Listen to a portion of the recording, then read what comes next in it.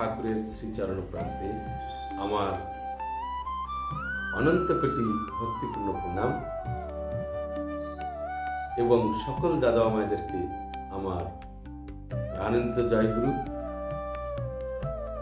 এই সৎসঙ্গী দাদা মায়েরা আছেন, সবাইকে আমার আনন্দ জয়গুরু এবং অন্য সকলকে যথাস্থানে প্রণাম, ভক্তি, শ্রদ্ধা, স্নেহ, মমতা, ভালোবাসা। আজকে সত্যানুসরণ প্রসঙ্গ থেকে একটি কণিকা মাত্র পাঠ করে আপনাদেরকে শোনাবো। সেটি হচ্ছে, অনুতাপ করো কিন্তু স্মরণ রেখো যেন পুনরায় অনুতপ্ত হতে না হয়। শ্রী শ্রী বরদা সম্মুখে এই বাণীটি পাঠ হলো। তিনি আদেশ করলেন, জুড়ানকে জিজ্ঞাসা কর অনুতাপ করা লাগবে কি জন্যে। একবার অনুতাপ করে এই কথাটির মধ্যে একটা চাতুর্যপূর্ণ ভাব রয়েছে।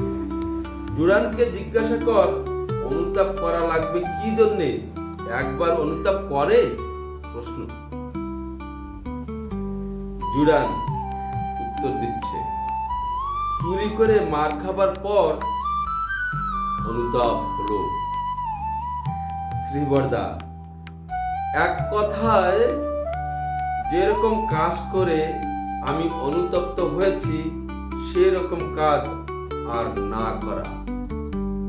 এই কথাটি নেওয়া হয়েছে যামিনীকান্ত রায়চৌধুরীর দিনলিপি থেকে, তারিখ 15-10-1971। কয়েকটি কথাই আমরা এখানে জানতে পারলাম। এই কয়েকটি কথার মধ্যে আমি জানি না, কিন্তু আমার অনুভব হচ্ছে এর মধ্যে মহাসমুদ্র লুকিয়ে রয়েছে। আচার্যদেব জুড়ানকে জিজ্ঞাসা করলেন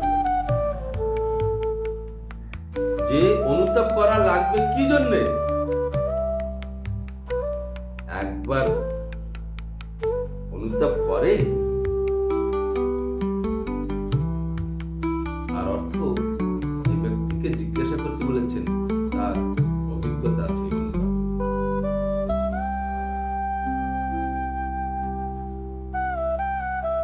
তার উত্তরে ছিল, চুরি করে মার খাবার পর অনুতাপ হলো। তার অর্থ তিনি একজন চোর ছিলেন।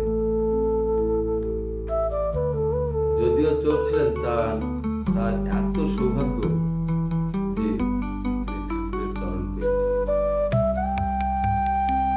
লোকে বলে, চোরে না শুনে ধর্মের কাহিনী।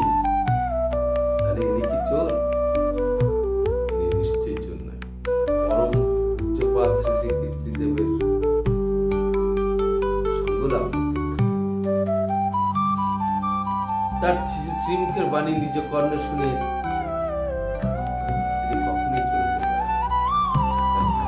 গেছে।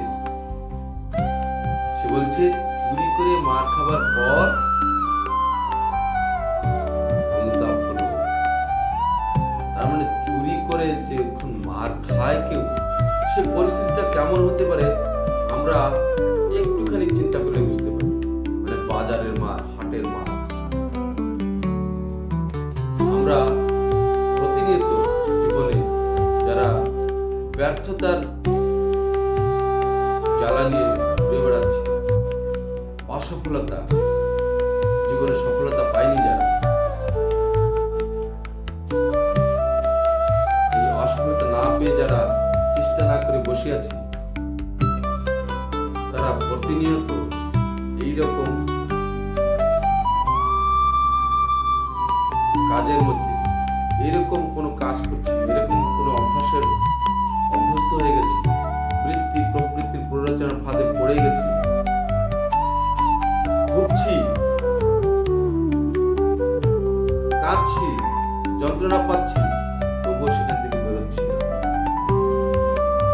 হয়তো কেউ মদ খায়, মদ খেয়ে বিভিন্ন প্রকার আলসার, ক্যান্সার, বিকারগ্রস্ত বিকৃত মস্তিষ্ক হয়ে পাগল মতন ঘুরে বেড়াচ্ছে।